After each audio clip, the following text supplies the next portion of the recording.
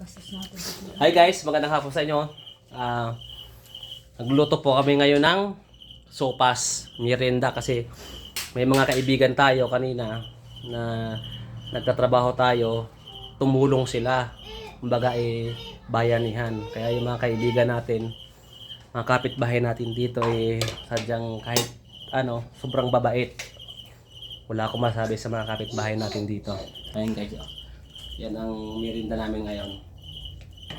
Yan.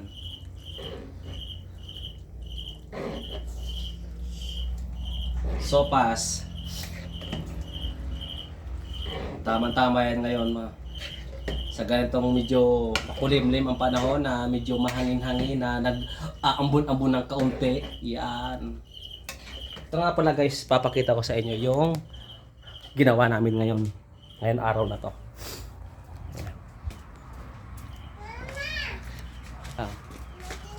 Dito na si Daddy. Yan. Ito yung linuringan ko kanina. Luring, tapos yung asinta. Yung asinta pa, tapos yung karaan pa. Yan. Yun po ay, makita nyo yung kulay orange na yun. Yun pa yung abang sa pagkakabitan ng bowl. Yun ay sa ligo. Sinagro natin guys. Kapit na, isang patong na lang ngayon guys. Halo pang tira. Doon ka sa loob! Tara sa loob! Dili. Yan. Medyo tumigil kami ngayon kasi wala pa yung deliver na hollow blocks tsaka semento. Nakapos kasi ako. Ito nga pala yung bowl na binili ko kanina.